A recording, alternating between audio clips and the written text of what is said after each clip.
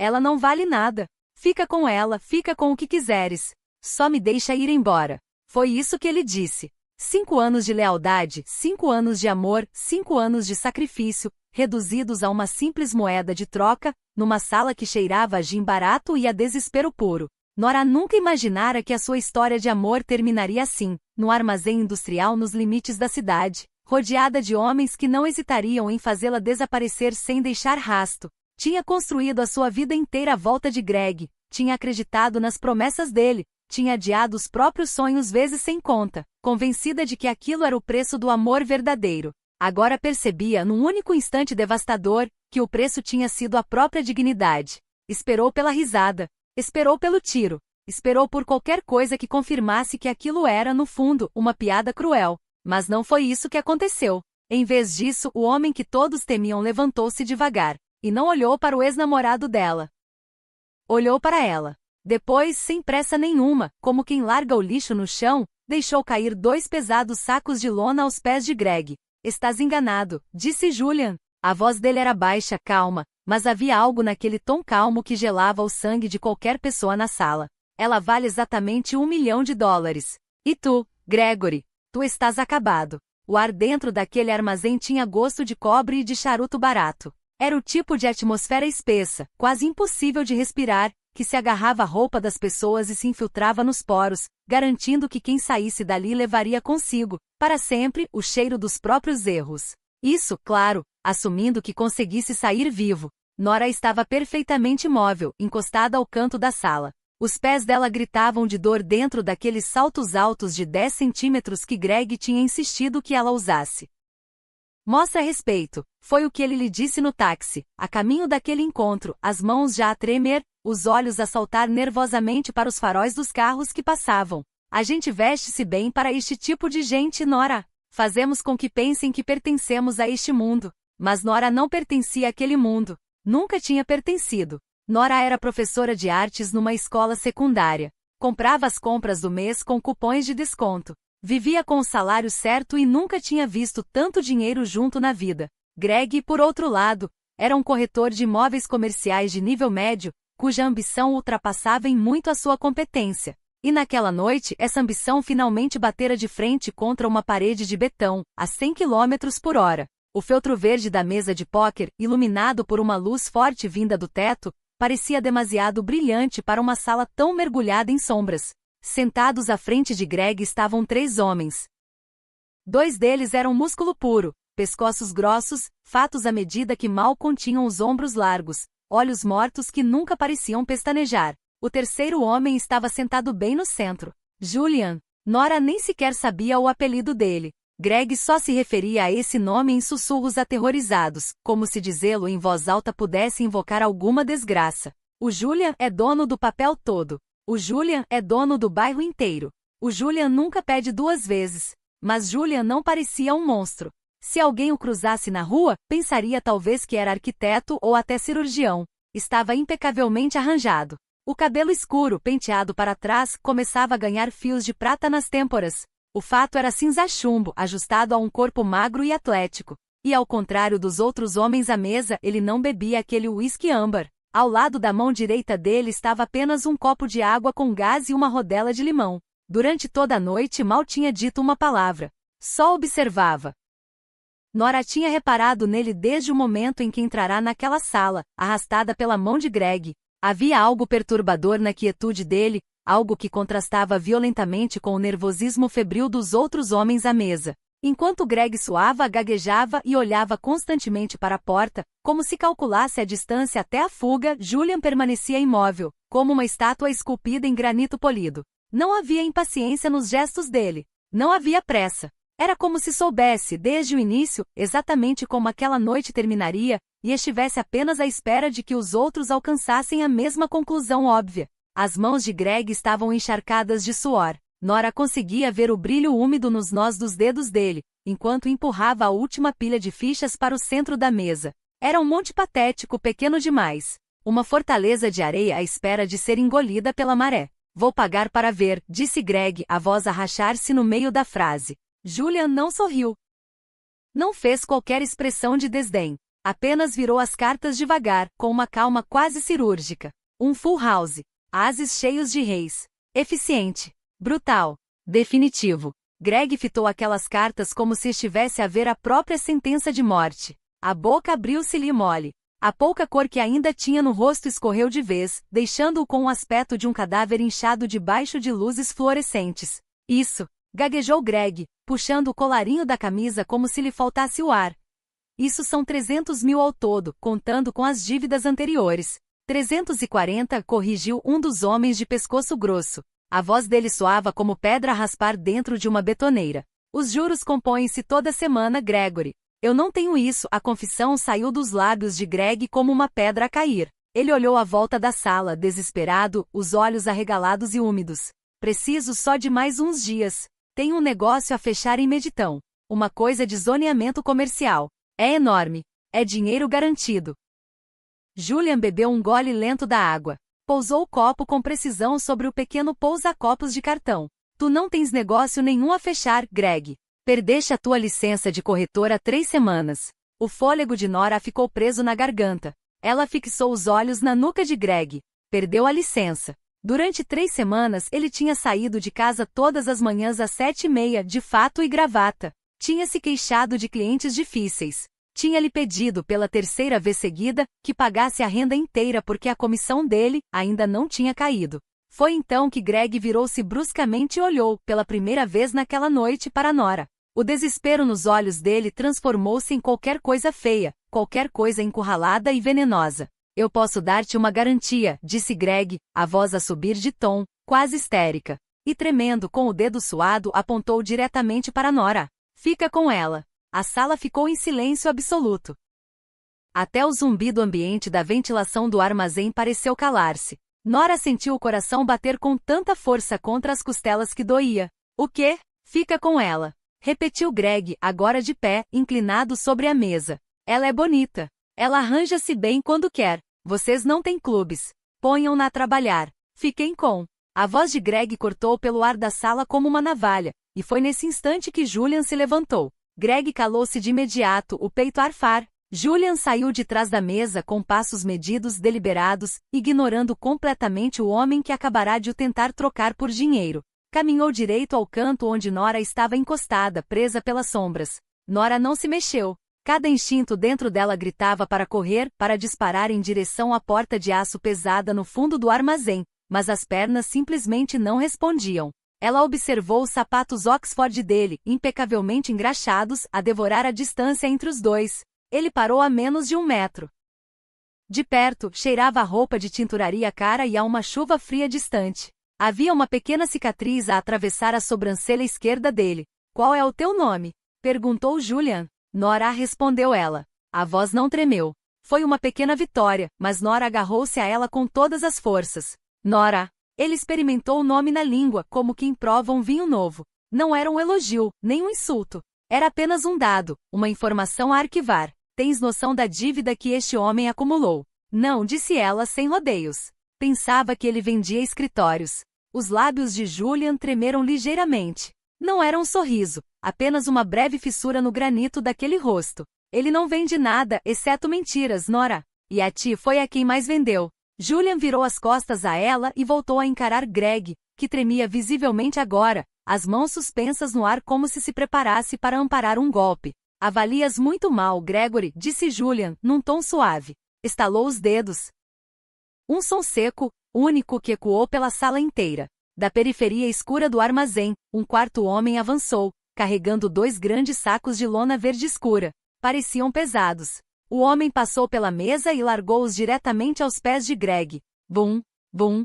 O som foi denso, sólido. Pó ergueu-se do chão de betão à volta dos sacos. Greg olhou para eles, confuso. O quê? O que é isto? Julian levou a mão ao bolso interior do casaco e tirou um isqueiro fino, prateado. Não acendeu nenhum cigarro.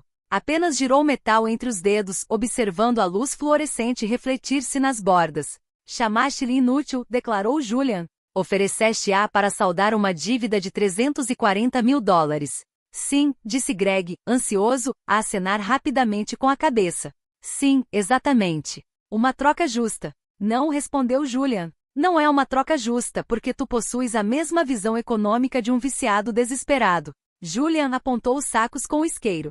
Abre-os. Greg atirou-se de joelhos ao chão. Agarrou o pesado fecho de latão do primeiro saco e puxou-o com força. Nora não conseguiu conter um suspiro. Maços de notas de $100, fileira atrás de fileira, arrumados com precisão, exalando um leve cheiro a tinta e a mãos sujas. Era mais dinheiro do que Nora alguma vez tinha visto em toda a sua vida. Era dinheiro de filme. Uma riqueza inatingível, quase aterradora ali, simplesmente pousada num saco de lona sujo no chão de um armazém. Há exatamente $1 milhão nesses sacos, disse Julian, e a voz dele desceu para um registro que vibrou dentro do peito de Nora. Menos os 340 mil que me deves. Os restantes 660 mil ficam contigo. Greg continuou de joelhos, as mãos suspensas sobre o dinheiro, com medo de lhe tocar. Olhou para Julian, completamente sem entender. Por quê? Porque estou a comprá-la, disse Julian. As palavras atingiram Nora como um soco físico. O ar saiu-lhe dos pulmões de uma vez. Comprá-la? Como se fosse um carro. Como se fosse um quadro. Greg soltou uma gargalhada sem fôlego, quase histérica. Estás a pagar-me por ela? $1 milhão.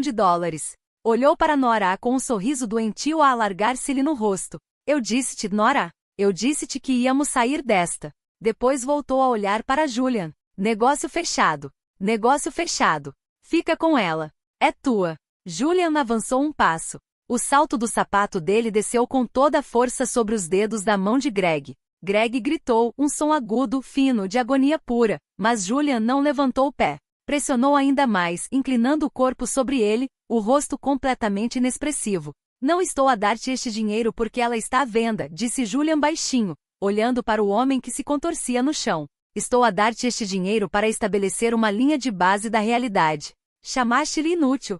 Estou a provar, de forma empírica, que és um homem cego e estúpido. Estou a pagar $1 milhão só para te ver perceber que a coisa mais valiosa da tua patética vida estava mesmo atrás de ti, e tu deitaste-a fora. Julian retirou o pé lentamente. Greg encolheu-se numa bola, apertando a mão ferida contra o peito, a soluçar. Julian olhou para um dos homens. Conta os 340. Deixa-lhe o resto. Depois parte-lhe a outra mão. Se este homem for visto nesta cidade outra vez, mata-o. Virou-se de novo para Nora. Ela tremia agora. A violência calculada, fria daquele homem era sufocante. Ele não estendeu a mão. Não lhe ofereceu apoio. Apenas olhou para ela e disse, vamos embora. Nora não olhou para trás, para Greg. Enquanto caminhava em direção à porta de aço pesada, o som de um osso a partir se ecoou atrás dela, seguido de um grito abafado e agonizante. Ela não estremeceu. Para sua própria surpresa, não sentiu absolutamente nada pelo homem que sangrava no chão. 5 anos de amor tinham evaporado no espaço de 5 minutos, queimados pela traição e pelo brilho cru de uma luz de armazém. Enquanto caminhava, a mente dela repetia a mesma cena, uma e outra vez como um disco riscado. Greg de dedo em rixe, a oferecê-la como se ela fosse um objeto qualquer numa mesa de negociações. Não tinha havido hesitação nos olhos dele. Não tinha havido culpa. Apenas o cálculo frio e desesperado de um homem disposto a sacrificar qualquer coisa, ou qualquer pessoa, para salvar a própria pele. Nora perguntou-se, durante um instante fugaz, se alguma vez o tinha conhecido de verdade, ou se tinha passado 5 anos apaixonada por uma versão dele que só existia na própria imaginação dela. Empurrou a porta e saiu para o frio cortante da noite de novembro. O ar gelado atingiu-lhe os pulmões como estilhaços de vidro, trazendo-a de volta à realidade. Um SUV preto esperava junto ao passeio, o motor ligado, o escape a soltar fumo branco na escuridão.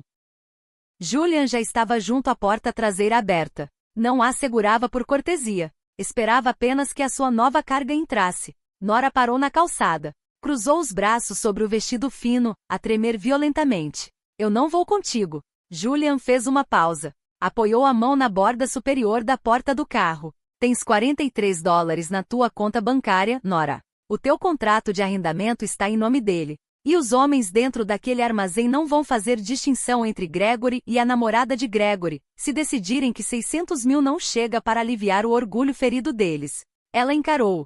Investigaste a minha conta bancária. Eu investigo tudo que um homem a quem devo. A quem me deve. Dinheiro toca, disse Julian, com uma calma quase insuportável.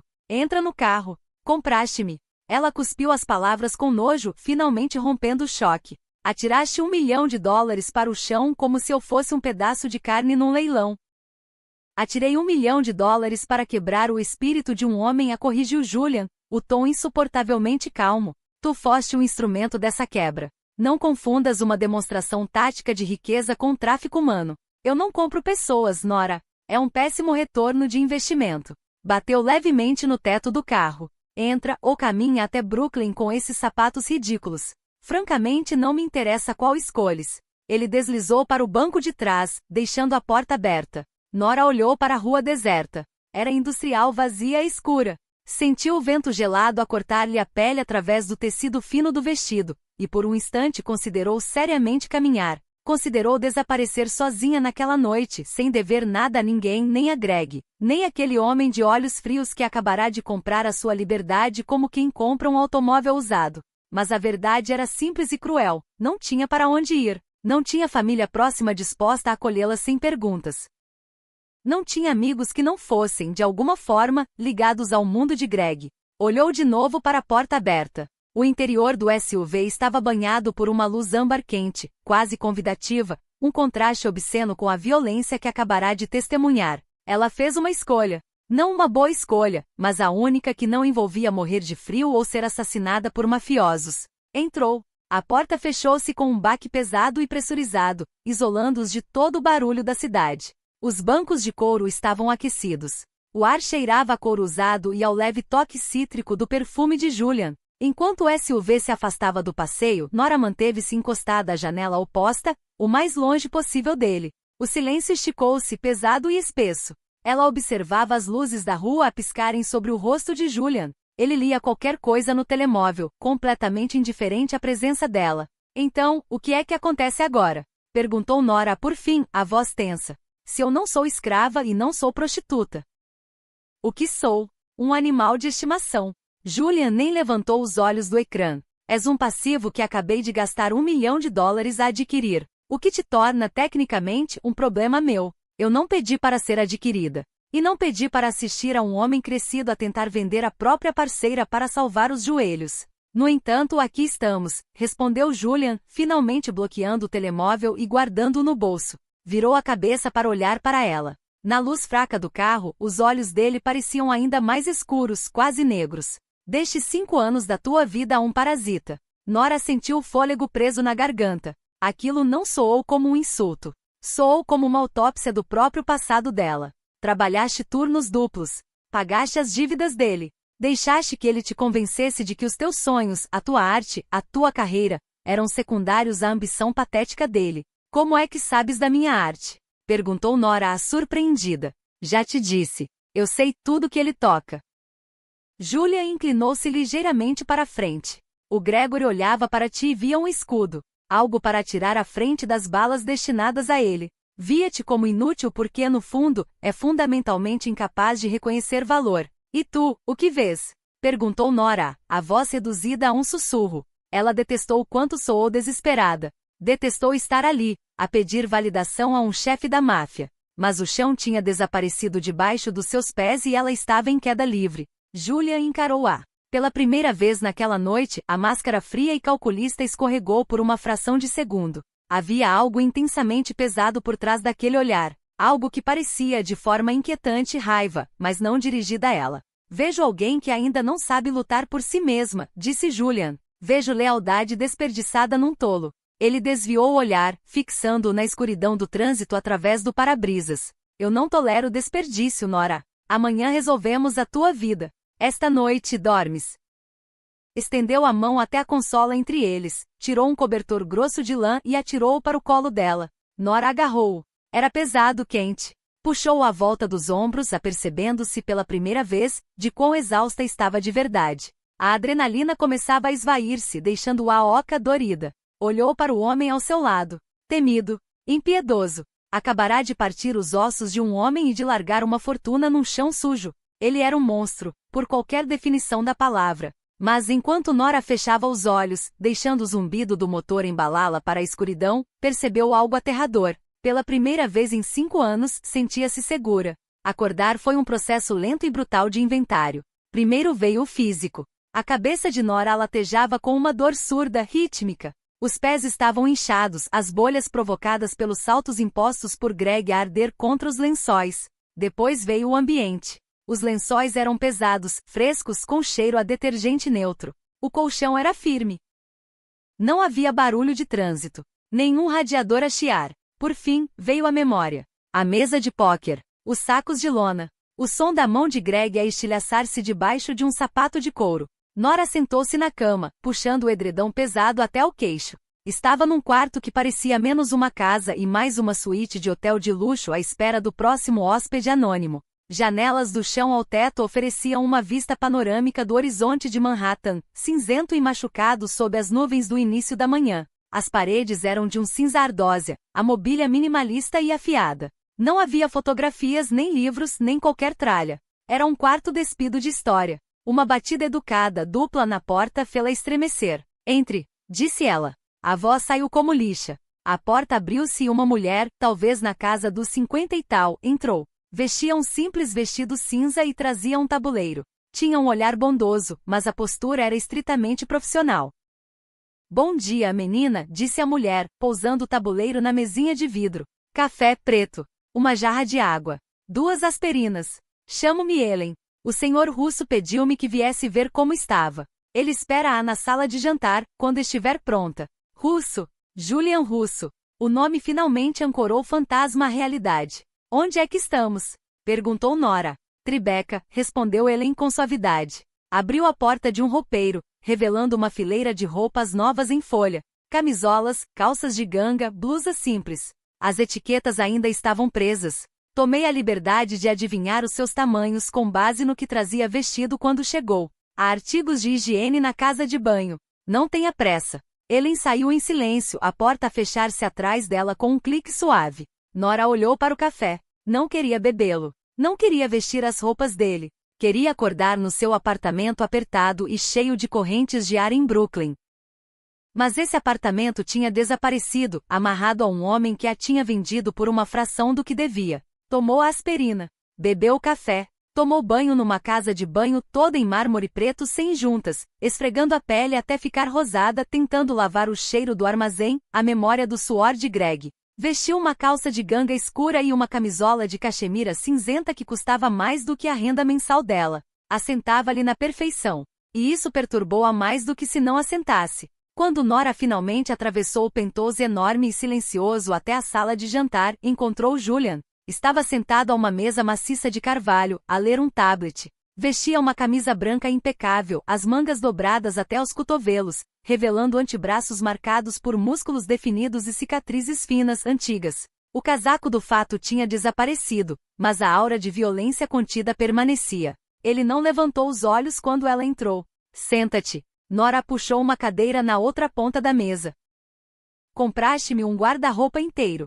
Forneci o necessário básico, corrigiu Julian a percorrer um documento no ecrã. A tua roupa anterior tinha sido comprometida pelo ambiente do armazém e francamente parecia barata. Se vais residir aqui, não vais parecer uma vítima. Eu sou uma vítima e retorquiu Nora, a raiva finalmente a queimar através da névoa do cansaço. Tu sequestraste-me. Julian bloqueou o tablet e pousou-o com o ecrã virado para baixo. Olhou para ela. Os olhos frios e mortos da noite anterior tinham desaparecido, substituídos por uma inteligência afiada, calculista. Entraste no meu carro, disse ele calmamente. Podias ter caminhado. Avaliaste os riscos e fizeste uma escolha. Isso faz de ti uma sobrevivente, Nora. Para de te agarrares à narrativa de vítima. Não serve nenhum propósito tático. Ele deslizou uma pasta de manila ao longo da mesa comprida. Parou exatamente à frente dela. Abre. Nora hesitou, depois levantou a capa. Lá dentro estava uma carta de condução nova, um passaporte e um cartão de crédito preto brilhante. Os nomes coincidiam com o dela, mas a morada era o Pentose. A tua vida anterior está neste momento a ser desmontada pelos meus associados, explicou Julian, pegando na chávena de café. O teu contrato de arrendamento foi anulado. Os teus pertences, os que valiam a pena guardar, vão para um armazém de armazenamento. A escola onde davas aulas recebeu uma carta formal de demissão, citando uma emergência familiar. Nora levantou-se de repente, a cadeira a raspar ruidosamente contra o soalho de madeira. Tu demitiste-me do meu emprego. Tu não tens esse direito. Aquele era o único trabalho que eu tinha que o Greg não tinha estragado. Julian não vacilou perante o desabafo dela. Bebeu um gole de café. A tua escola é um edifício público sem qualquer segurança. O Greg deve dinheiro a pessoas muito menos disciplinadas do que eu. Quando ele voltar a aparecer, e vai voltar, porque ratos procuram sempre comida, vai procurar-te. Vai levar a confusão dele até a tua sala de aula. Queres expor crianças a isso? Nora a congelou. O fogo no peito transformou-se em gelo. Imaginou seus alunos do terceiro ano. Imaginou os homens do armazém a entrar na sala de artes. Sentou-se lentamente de volta. Odiava que ele tivesse razão. Odiava a lógica fria e inegável do mundo dele. Então sou uma prisioneira, disse ela baixinho. És uma convidada, respondeu Julian. Tens um cartão com um limite de $50.000. Pode sair deste apartamento sempre que quiseres, desde que leves o Thomas contigo. Fez um gesto na direção do corredor, onde um homem enorme, de fato, estava de pé em silêncio junto aos elevadores. Não vais contactar os teus antigos amigos. Não vais procurar o Gregory. Vais usar este tempo para perceber quanto vale realmente a tua vida, agora que já não há passas a carregar peso morto. E o que ganhas com isto? Perguntou Nora, semicerrando os olhos. Homens como tu não fazem caridade. Julian olhou para ela durante um longo momento. O silêncio esticou-se até parecer frágil, prestes a partir-se. Eu detesto ver potencial a apodrecer, disse Julian, a voz a descer um tom. E devi a mim mesmo uma lembrança de que nem tudo nesta cidade tem etiqueta de preço. Tu és essa lembrança, Nora. Não me desaponte sendo inútil. Pegou no tablet e saiu da sala, deixando-a sozinha com uma identidade nova e uma jaula enorme e vazia. 3 semanas se passaram. O Penthouse não parecia um lar. Parecia uma sala de espera no purgatório. Nora passou a primeira semana a dormir. O corpo dela, finalmente aliviado do terror crônico de baixo nível que era manter Gregory à tona, simplesmente desligou-se por completo. Na segunda semana, o silêncio começou a ensurdecê-la. Percorria o perímetro do apartamento de um lado para o outro. Observava a cidade a mover-se, centenas de metros abaixo, um organismo vivo a respirar, do qual ela já não fazia parte. Thomas, a sua sombra permanente, era educado, mas absolutamente incomunicável. Ele acompanhava às compras, esperava pacientemente fora dos cafés, e nunca nenhuma vez iniciava conversa. Nora tentará nos primeiros dias arrancar-lhe algumas palavras, perguntas simples sobre a família dele, sobre há quanto tempo trabalhava para Julian. Receberá apenas respostas monossilábicas e um olhar que deixava claro que aquele tipo de intimidade não fazia parte do trabalho dele. Ele trazia comida sempre pontual, sempre delicada nas maneiras, mas igualmente reservada sobre a vida que decorria para além das paredes daquele Penthouse. Julian era um fantasma. Saía antes de ela acordar e voltava muito depois de ela se retirar para o quarto. Nora começou a reconhecer os sons da rotina dele sem nunca o ver. O tilintar das chaves às 6 da manhã, o duche a correr às 11 da noite, o silêncio pesado que se instalava no escritório depois da meia-noite. Era como viver com um fantasma extremamente organizado.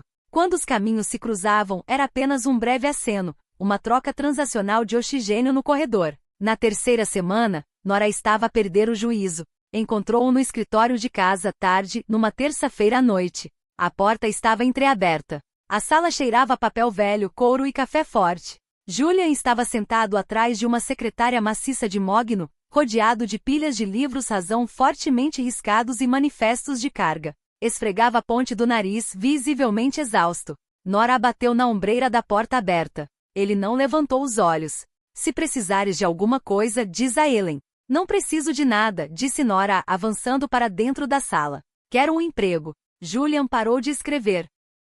Ergueu a cabeça devagar. Desculpa. Estou a enlouquecer, disse Nora, cruzando os braços. Manteve-se firme sob o olhar pesado dele. Não sou um gato doméstico. Não posso ficar sentada a gastar o teu dinheiro em roupa que não tenho onde usar. Quero trabalhar. Estás, neste momento, escondida de 3 sindicatos diferentes que adorariam usar-te como alavanca contra mim, disse Julian, sem rodeios. Não vais trabalhar. Quis dizer aqui, corrigiu ela. Apontou para as torres de papel empilhadas na secretária dele. Geria a logística do departamento de artes de uma escola com um orçamento de $0. Geria as finanças caóticas e fraudulentas do Greg durante 5 anos. Sei encontrar padrões.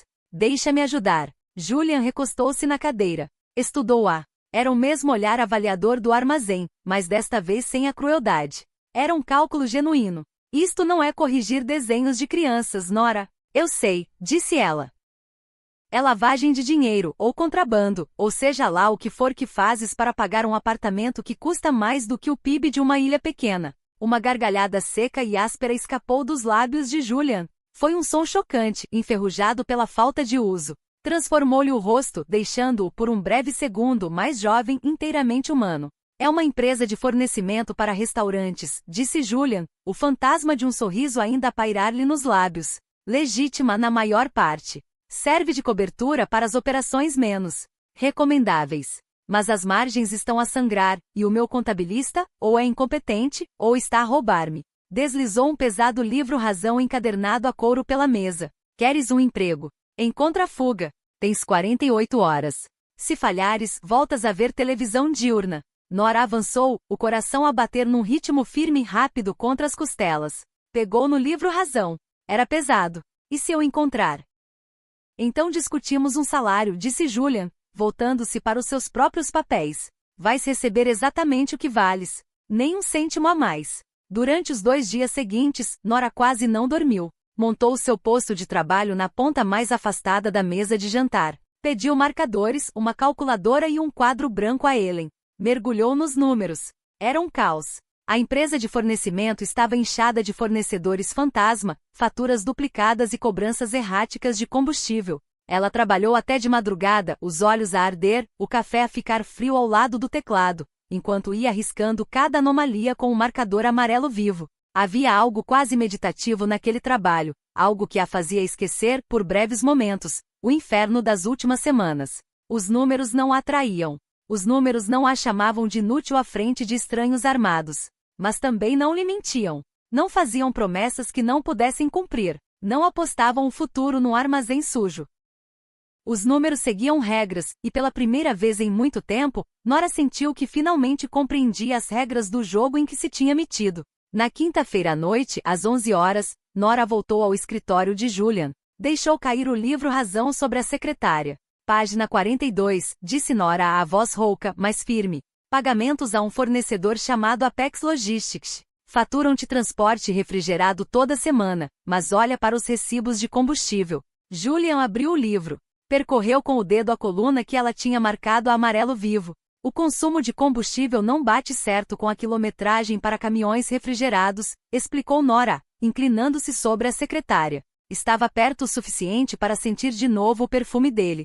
Aquele toque de chuva fria e citrinos.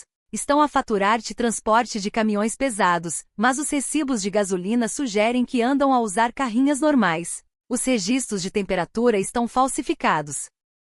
Não estão a transportar produtos perecíveis. Estão a transportar carga seca e a embolsar a diferença nas tarifas de transporte. São aproximadamente $80.000 por mês. Julian fitou os números. Ficou em silêncio durante um longo momento. O ar na sala tornou-se pesado, carregado de uma eletricidade repentina e perigosa. Ele não parecia zangado. Parecia inteiramente frio. Thomas chamou Julian. O homem gigante surgiu na porta instantaneamente. Prepara um carro, disse Julian baixinho. Precisamos de visitar o dono da Apex Logistics. Thomas acenou com a cabeça e desapareceu. Julian fechou o livro-razão. Finalmente olhou para Nora. Ela ficou ali parada, subitamente consciente do que acabará de desencadear. Tinha encontrado um ladrão. No mundo dela, despedia-se um ladrão. No mundo de Julian, destruíam-no. Nora hesitou, dando um passo atrás.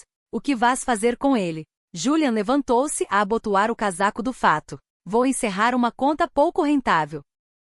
Essa é a realidade do trabalho que pediste, Nora. Cada número tem uma consequência. Cada erro sangra. Passou por ela parando mesmo à porta. Não se virou. A tua lógica é impecável, disse Julian baixinho. A tua atenção ao detalhe é afiada. Vou mandar redigir um contrato amanhã. 50.000 por ano, para começar. Bem-vinda à firma. Desceu o corredor. Nora ficou sozinha no escritório. O livro-razão pesado ainda pousado na secretária. Tinha querido sentir-se útil. Tinha querido retomar o controle da própria vida. Agora tinha um emprego a trabalhar para um monstro. E que Deus a ajudasse, ela era boa naquilo. O inverno instalou-se sobre Nova York como um cobertor pesado de ferro. 2 meses depois de começar a trabalhar, a vida de Nora tinha assentado numa rotina bizarra, de alto risco. Trabalhava a partir do penthouse, auditando as fachadas legítimas do império de Julian. Encontrava ineficiências, cortava desperdícios, reestruturava folhas de pagamento.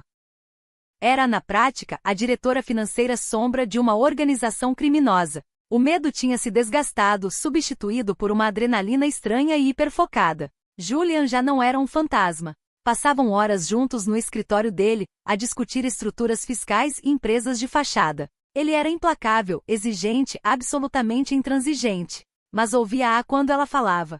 Não a interrompia.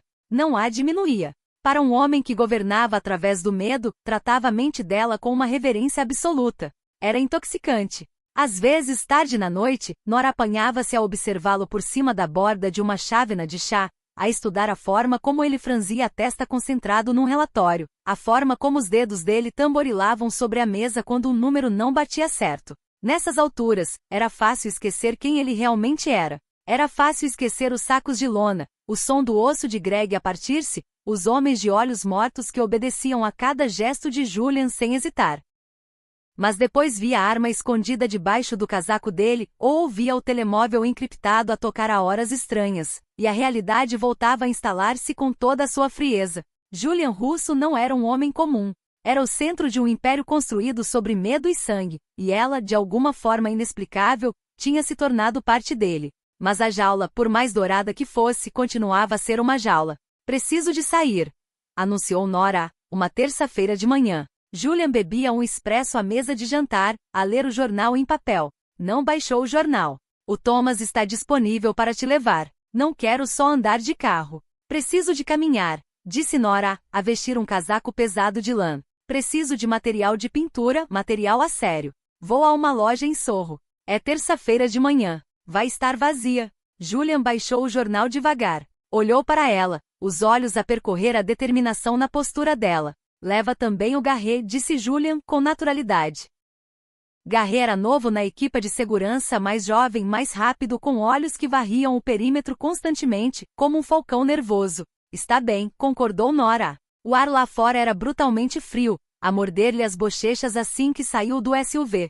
Sorro estava relativamente tranquilo, as ruas de pedra calçada escorregadias de geada a derreter. Entrar na loja de material de arte foi como voltar a uma vida passada. O cheiro a óleo de linhaça, tela crua e grafite atingiu-a como um golpe físico. Fechou os olhos por um segundo, apenas a respirar aquilo. Passou uma hora a vaguear pelos corredores, a escolher tintas acrílicas de corpo denso, um conjunto de pincéis de pelo de Marta, e 3 telas grandes já preparadas. Pela primeira vez em meses, os dedos dela ansiavam por criar algo que não fosse uma folha de cálculo. Garret ficou junto à porta da frente, com um ar completamente deslocado no meio dos expositores de papel de aguarela, as mãos casualmente enfiadas nos bolsos do casaco escuro. Nora aproximou-se da caixa, tirando o cartão metálico preto que Julian lhe tinha dado. Ora. Olha quem subiu na vida. A voz gelou o sangue nas veias de Nora. Era um som oleoso, familiar. Virou-se devagar. Junto ao expositor de cavaletes estava um homem chamado Rick. Era um dos antigos associados de Greg, um pequeno vigarista que geria jogos de dados ilegais em caves de prédios.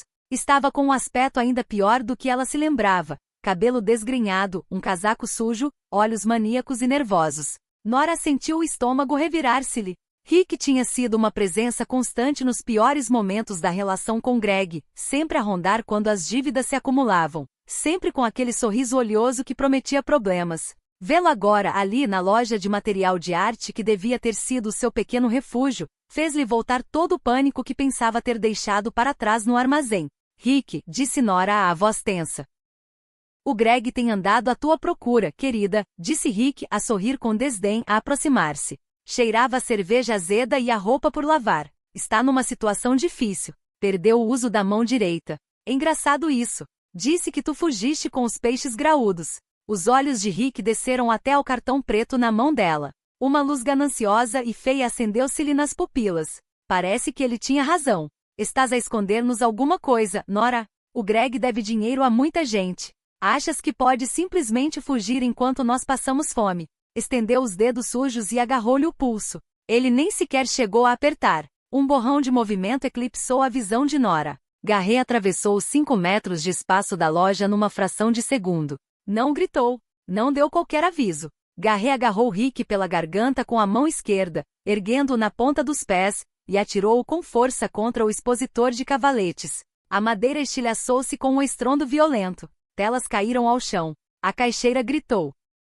Não lhe toques, disse Garret. A voz dele estava completamente vazia de emoção, um eco gélido do temperamento de Julian. Rick engasgou-se, as mãos a arranhar inutilmente o pulso de Garret. O rosto ganhou uma tonalidade roxa horrível. Garret, para!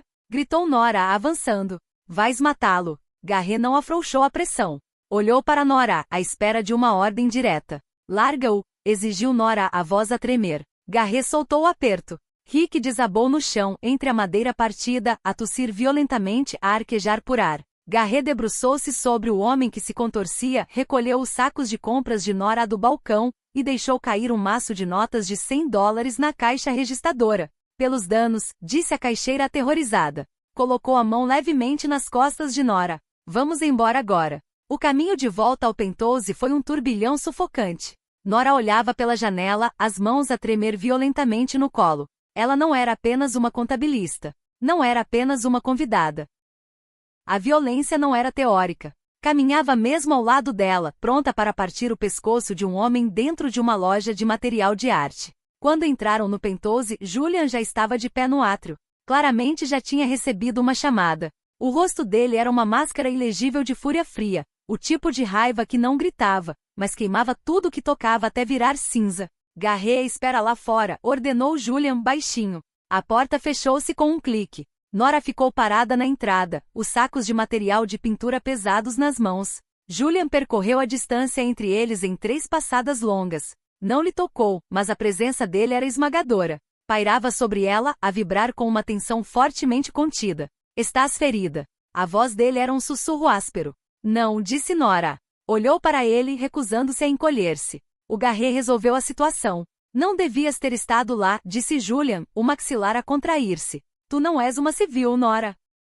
Não podes andar pelas ruas a fingir que o passado morreu. O passado não morre. Espera. Eu estava a comprar tinta. Gritou Nora, a adrenalina finalmente a irromper em lágrimas que se recusará a chorar. Deixou cair os sacos ao chão. Eu queria uma hora normal. Estou a tentar construir alguma coisa a partir dos escombros. Julian, eu faço as tuas contas.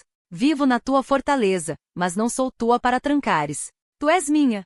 Rugiu Julian. O som quebrou o silêncio imaculado do Penthouse. Não foi o rugido de um chefe da máfia a reclamar propriedade. Foi o som cru, desesperado, de um homem apavorado com a ideia de perder alguma coisa. Nora a congelou. O eco das palavras ficou suspenso no ar entre eles, pesado e perigoso. Julian parou de respirar. Percebeu o que tinha dito. A armadura fria e impenetrável rachou, fendendo-se ao meio. Ele deu um passo atrás, passando a mão pelo cabelo perfeitamente penteado, desalinhando-o. És minha responsabilidade, corrigiu, a voz a descer para um tom rouco, derrotado. Desviou o olhar dela, fixando-o no chão. Quando eu tinha 22 anos, deixei alguém sair de uma casa segura porque queria sentir-se normal durante uma hora. Queria comprar um livro. Olhou de novo para ela. Os olhos mortos tinham desaparecido. No lugar deles havia um vazio, um luto absoluto. Mandaram-mo de volta aos pedaços, disse Julian baixinho. Eu não tolero desperdício, Nora. Não tolero perder aquilo que decidi proteger. Queres pintar? Pinta aqui. Compro-te a loja inteira. Mas não me peças para arriscar a tua vida só para te sentires normal. Virou-se e afastou-se, desaparecendo pelo corredor comprido, em direção ao escritório. Nora ficou de pé no átrio, a olhar para o espaço vazio que ele deixará. Os sacos de tinta descansavam junto aos pés dela. A jaula não fora construída para manter presa. Fora construída para manter os monstros lá fora. E o homem que a construir era o mais aterrorizado de todos. O Penthouse começou a cheirar a terebintina e a ambição crua. Nora tomou conta do canto nordeste da sala de estar. Empurrou uma poltrona de couro de $6.000 para abrir espaço para o cavalete. Nos primeiros dias, ficou simplesmente a olhar para a tela em branco. O espaço vazio era aterrador. Exigia uma verdade que ela ainda não estava certa de conseguir articular. Depois, numa sexta-feira à noite, enquanto a cidade rugia em silêncio lá fora, através do vidro grosso pegou numa espátula. Não pintou flores. Não pintou paisagens. Pintou o aperto sufocante de um armazém.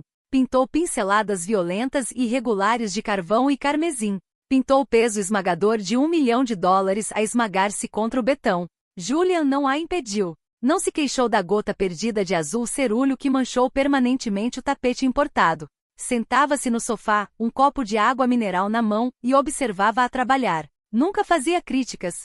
Apenas observava, tratando o processo criativo dela com a mesma intensidade silenciosa que aplicava aos seus livros razão. Havia algo quase sagrado na forma como ele a observava, como se cada pincelada fosse uma peça de um puzzle, que estava desesperadamente a tentar montar, uma tentativa de compreender a mulher que tinha trazido para dentro da sua fortaleza de vidro e aço. Noite após noite, aquele ritual silencioso repetia-se, ela a pintar, ele a observar, o silêncio entre os dois carregado de uma tensão que nenhum ousava nomear. Quem foi? Perguntou Nora, uma noite. Não desviou o olhar da tela, a arrastar uma camada espessa de branco titânio pelo tecido áspero. O silêncio esticou-se tanto que ela pensou que ele não ia responder. O meu irmão mais novo, disse Julian finalmente. As palavras soaram como se estivessem a ser arrastadas por vidro partido. Culéu. Nora parou de mexer, baixou a espátula. Tinha 19 anos, continuou Julian, a fixar o olhar no chão entre os sapatos. E odiava aquela vida. Odiava o barulho, a paranoia. Queria estudar arquitetura. Eu disse-lhe que podia, mas que tinha de ficar por perto. Tinha de manter a equipa de segurança com ele. Julian pousou o copo. O gelo tilintou com um som agudo. Uma tarde, ele subornou a equipa de segurança para olhar para o outro lado. Só queria ir a uma livraria no Village sozinho. Queria sentar-se num café e ler, sem dois homens armados a respirar-lhe no pescoço. Julian inclinou-se para a frente, apoiando os cotovelos nos joelhos. A família com quem estávamos em guerra não quis saber que ele era um civil. Só se importavam com o facto de partilhar o meu sangue. Foi uma mensagem. Nora virou-se para o encarar. O chefe da máfia frio e impenetrável tinha desaparecido. No lugar dele estava um homem esvaziado por uma década de culpa de sobrevivente. Comprei-te a um homem que te tratava como lixo, disse Julian, olhando para cima, para ela. Os olhos dele estavam completamente desprotegidos. Disse a mim mesmo que era para provar um ponto ao Gregory. Uma demonstração tática. Mas era mentira. Levantou-se, caminhando devagar em direção ao cavalete dela. Parou apenas a centímetros de distância, perto o suficiente para Nora sentir o calor a irradiar do peito dele. Vi alguém a afogar-se por causa de um homem que não se importava, sussurrou Julian, e não consegui assistir outra vez. Tranquei-te nesta torre porque pensei que conseguia controlar as variáveis. Pensei que se construísse paredes suficientemente grossas, o mundo não conseguiria entrar. Nora estendeu a mão. Os dedos estavam manchados de tinta preta. Não se importou. Pressionou a palma da mão contra o peito dele mesmo por cima do coração. Batia num ritmo firme, pesado. Não podes controlar as variáveis, Julian, disse ela baixinho. Só podes escolher ao lado de quem ficas na linha de fogo. Ele olhou para a mão dela, depois para os olhos dela. O espaço entre os dois evaporou-se. Não a beijou com suavidade. Não houve hesitação, nenhuma pergunta educada. Beijou-a como um homem a morrer de sede. As mãos dele subiram até o rosto dela, os polegares a traçar a linha do maxilar. O beijo foi desesperado, arroxeado de intensidade, com sabor a expresso amargo e ruína contida. Nora retribuiu o beijo com a mesma ferocidade. Agarrou as lapelas da camisa dele, ancorando-se ali. 5 anos tinha passado a encolher-se, a tornar-se pequena para acomodar o ego frágil de Greg. Julian não a queria pequena. Queria-a inteira. A raiva, a inteligência, a bagunça toda. Quando finalmente se separaram, o ar na sala parecia diferente. Julian encostou a testa dela, a respiração descontrolada. Eu sou um homem mau, Nora. Faço coisas terríveis para manter este império de pé. Eu sei, sussurrou ela, as mãos ainda agarradas à camisa dele. Mas és o único monstro honesto que já conheci. O momento partiu-se com o toque agudo e estridente do telemóvel encriptado de Julian. Ele ficou rígido. Não queria atender, mas o telefone continuou a tocar. Um som persistente e feio que os arrastou de volta à realidade. Afastou-se, levando a mão ao bolso. Russo, atendeu. Nora observou o rosto dele. A vulnerabilidade desapareceu instantaneamente, substituída pela máscara de granito. O maxilar contraiu-se com força suficiente para partir dentes. Onde? Perguntou Julian secamente. Quantos? Escutou mais 10 segundos. Desligou o telefone sem dizer mais nada. O que foi? Perguntou Nora, o coração a disparar no peito. Era o Thomas, disse Julian, a caminhar rapidamente em direção ao corredor. O Greg está de volta à cidade. O sangue de Nora gelou. Tu partiste-lhe a mão. Disseste-lhe que o matavas. Disse, respondeu Julian, a puxar uma caixa pesada de aço de debaixo do móvel do corredor. Digitou um código e ela abriu-se com um estalido. Lá dentro estava uma pistola preto fosco e 2 carregadores sobressalentes. Mas o desespero torna os homens estúpidos. Ele não veio sozinho.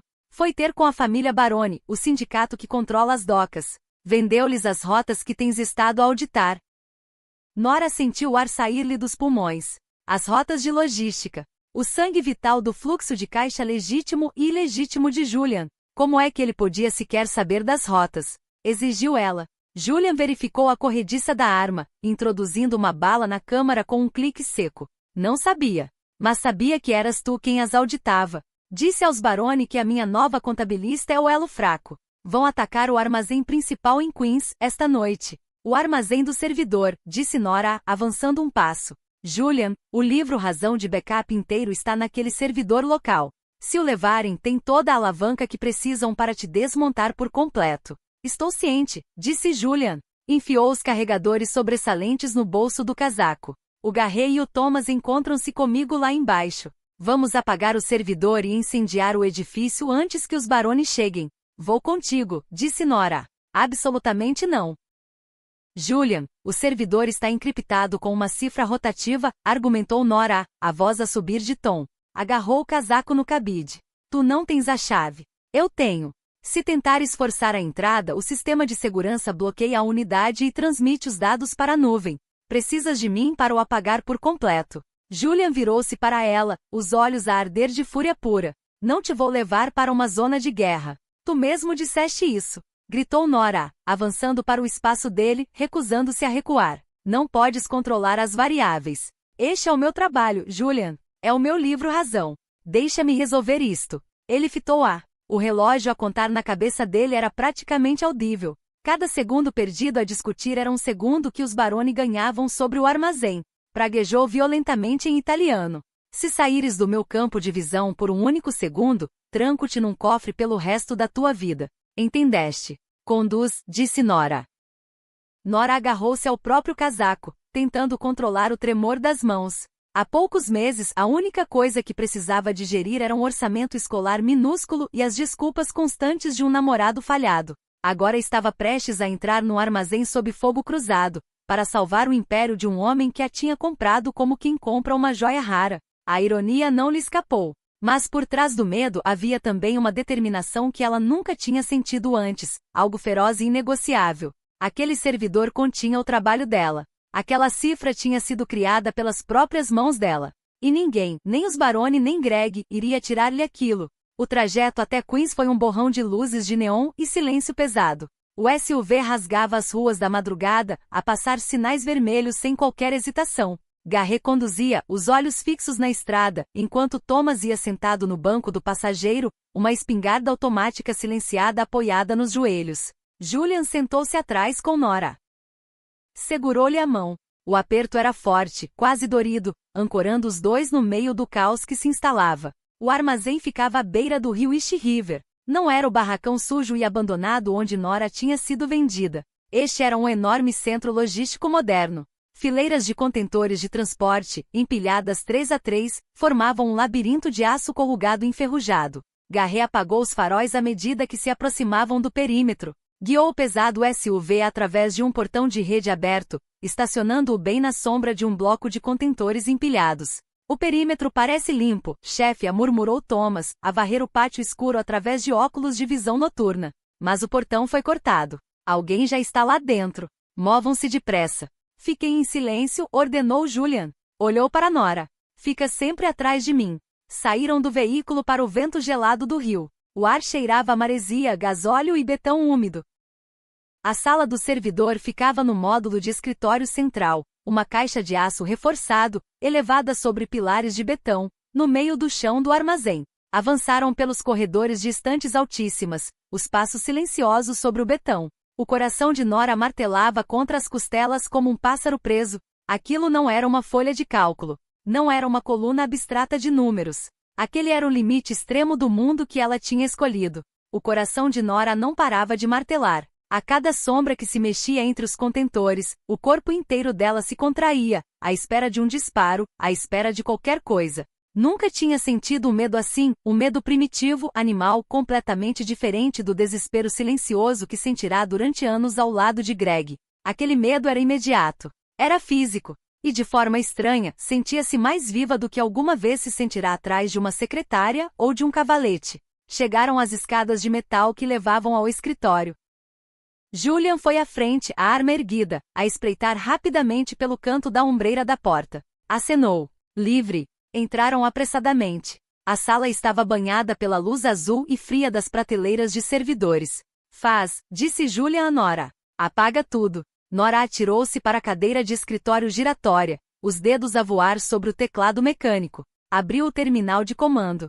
A cifra rotativa exigia um processo de autenticação em 12 passos, um processo que ela mesma tinha concebido. 3 minutos, disse ela, os olhos fixos no ecrã. Não temos 3 minutos, disse Garret da porta. Um estalido agudo e ensurdecedor rasgou o silêncio. A janela de vidro do escritório explodiu para dentro. Nora gritou, atirando-se para debaixo da secretária enquanto estilhaços de vidro caíam sobre ela. Contato. Rugiu Thomas, erguendo a espingarda. Disparou uma rajada de 3 tiros na vastidão escura do armazém. O fogo de resposta foi avassalador. Faíscas voavam enquanto balas mordiam as prateleiras dos servidores e estilhaçavam o gesso das paredes. O barulho era apocalíptico, uma força física que expulsava o ar da sala. Julian agarrou Nora pelo colarinho do casaco, arrastando-a para longe da secretária, encostando-a com força contra a parede de aço reforçado, por baixo da moldura da janela. Cobriu o corpo dela com o dele. Continua a escrever, gritou Julian por cima do rugido dos tiros. Nora estendeu a mão às cegas, encontrando o teclado sobre a secretária. Não conseguia ver o ecrã. Tinha de fazer aquilo de memória. Enter, Tab. Código de acesso. Executar. Apanhei-o. Gritou Thomas, derrubando um homem na passarela em frente à posição deles. Mas 2 outros substituíram-no de imediato. Estão a cercar as escadas. Avisou Garret, a disparar tiros firmes e controlados pela porta. No meio do caos, uma voz ecoou pelo armazém. Estava amplificada por um megafone, mas o timbre agudo e desesperado era inconfundível.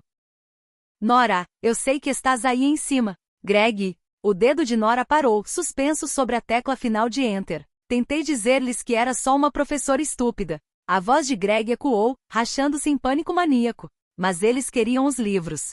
Dá-lhes só as unidades, Nora. Disseram que me deixam ir se eu levar as unidades. Um nojo frio e absoluto invadiu-a. Ele não tinha mudado nada. Continuava a tentar usá-la como escudo para salvar a própria pele miserável. Apaga tudo, ordenou Julian, disparando 2 vezes por cima da moldura da janela. Nora bateu com força na tecla Enter. As luzes azuis das prateleiras de servidores piscaram a vermelho, depois apagaram-se todas ao mesmo tempo, simultaneamente. As ventoinhas gemeram até parar. Os dados desapareceram, esvaziados no nada. Está feito. Gritou Nora. Vamos embora. Julian agarrou-lhe a mão, puxando-a de pé. Não podiam descer pelas escadas. Os homens dos Baroni tinham-nas bloqueado. A janela de carga. Gritou Julian a Garret. No fundo do escritório havia uma porta industrial pesada, feita para mover equipamento grande através de empilhadora. Garret chutou o trinco de libertação, empurrando a porta de metal para cima. Abria-se para uma queda de cerca de 5 metros, sobre uma pilha de paletes de madeira. Vai! Julian empurrou Nora em direção à saliência. Ela não hesitou.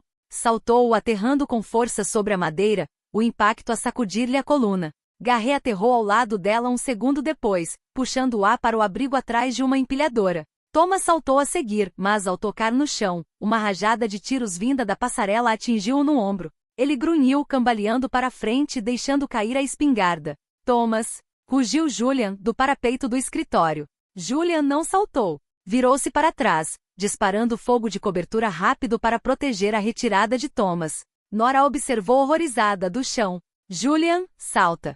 Gritou ela. Uma sombra emergiu da escadaria atrás de Julian. Era Greg. Segurava um revólver barato na mão esquerda, a mão direita ainda envolvida num gesso sujo e grosso. Tremia violentamente.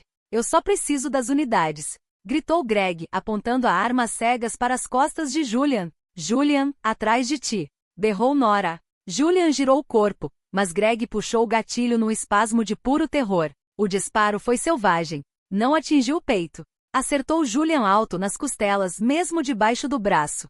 Julian cambaleou para trás, largando a arma. Agarrou o lado do corpo, o sangue a florescer instantaneamente através do casaco. Mas não caiu. Olhou para Greg. Não foi um olhar de raiva. Foi o olhar de um deus a avaliar um inseto. Greg olhou para a arma na própria mão, horrorizado com aquilo que tinha acabado de fazer. Recuou, tropeçando numa cadeira de escritório. Julian avançou, ignorando o sangue que lhe escorria do flanco.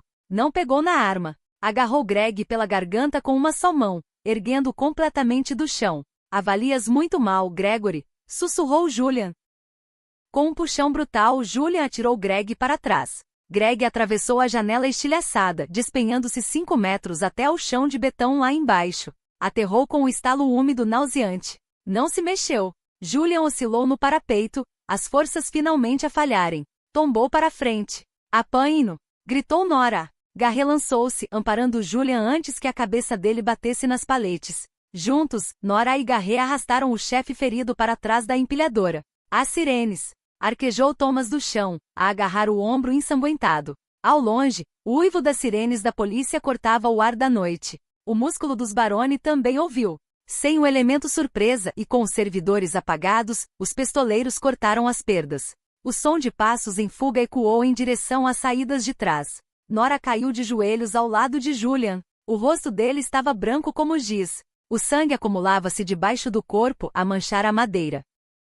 Ela arrancou o cachecol do pescoço, enrolou-o numa bola e pressionou-o com força brutal contra o ferimento de bala. Julian ofegou de dor, os olhos a reviravam-se. Fica comigo! Gritou Nora, as mãos escorregadias com o sangue dele. Tu não tens autorização para morrer. Tu compraste esta confusão toda. Não tens o direito de me deixar sozinha com ela. Abre os olhos. Julian forçou os olhos a abrir. Olhou para ela. Um sorriso fraco e ensanguentado tocou o canto dos lábios dele.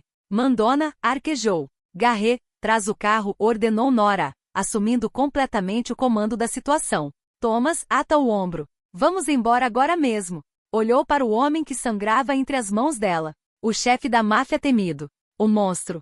O monstro dela. Estou aqui contigo, sussurrou, inclinando-se até a testa tocar a dele. Estou aqui contigo. A clínica privada ficava numa cave insonorizada, por baixo de um hospital veterinário em Brooklyn. Cheirava a lixívia e a iodo.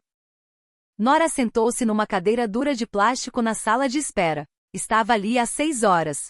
As mãos ainda tinham manchas de sangue seco e tinta branca de titânio. Não as tinha lavado. Precisava daquele lembrete físico de que era tudo real. A porta pesada ao fundo do corredor abriu-se e um médico mais velho de bata saiu, a tirar a máscara cirúrgica. Nora levantou-se de imediato. Ele vai viver, disse o médico, cansado. A bala rachou uma costela, falhou o pulmão por uma fração de centímetro. Perdeu muito sangue, mas é teimoso. Está acordado. Nora passou pelo médico, praticamente a correr pelo corredor. Julian estava deitado numa sala estéril e bem iluminada, ligado a um soro e a um monitor cardíaco que apitava num ritmo firme e reconfortante. O peito dele estava fortemente ligado, o tronco nu. Parecia pálido, exausto e incrivelmente humano. Virou a cabeça quando ela entrou. Os olhos mortos e frios tinham desaparecido para sempre. Quando olhou para ela, olhou como se ela fosse o único ponto fixo num mundo em rotação. Nora aproximou-se e sentou-se cuidadosamente na beira da cama. Não disse nada. Apenas estendeu a mão e segurou a dele. O aperto dele estava fraco, mas entrelaçou os dedos aos dela de imediato. O servidor, perguntou Julian, a voz um sussurro rouco. Apagado por completo, disse Nora. A polícia encontrou o armazém. Encontraram alguns corpos. Encontraram o Greg. O maxilar de Julian contraiu-se. Ele está morto. Coluna partida, disse Nora com frieza. Não sentia qualquer pena. Não sentia absolutamente nada pelo homem que ficara caído no chão do armazém. Está paralisado. Está sob custódia policial no Belleville. Vai passar o resto da vida num hospital prisional. Ótimo, Julian exalou. O silêncio instalou-se sobre a sala, quebrado apenas pelo bip do monitor. Tu não fugiste, disse Julian, a estudar o rosto dela. Quando o tiroteio começou, tinhas um caminho livre pelo cais de carga.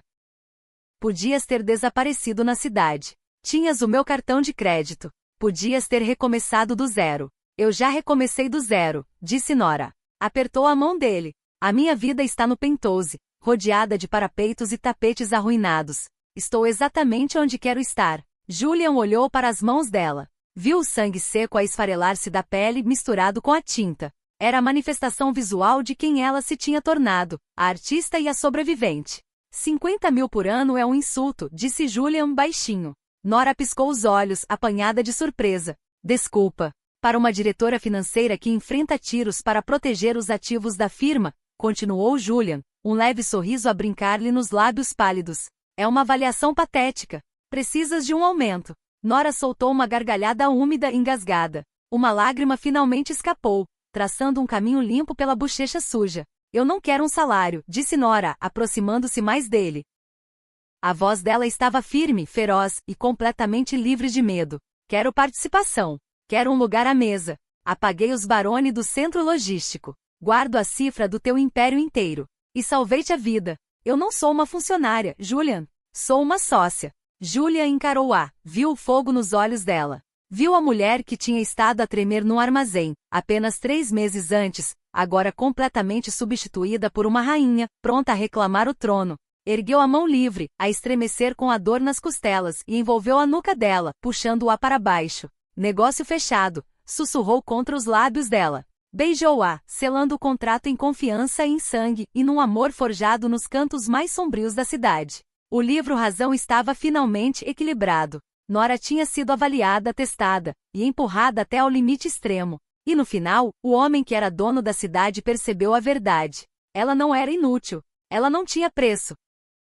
Meses mais tarde, quando Julian já tinha recuperado por completo, o pentoso em Tribeca já não parecia uma jaula, dourada ou não. As paredes de ardósia, antes despidas de qualquer história, estavam agora cobertas de telas. Retratos crus e vibrantes de uma mulher que tinha aprendido a transformar terror em beleza. Na sala de reuniões da empresa de fornecimento, agora legítima em muito mais do que apenas nome, uma cadeira nova tinha sido colocada à cabeceira da mesa, ao lado da de Julian. O nome gravado na placa de latão dizia apenas N.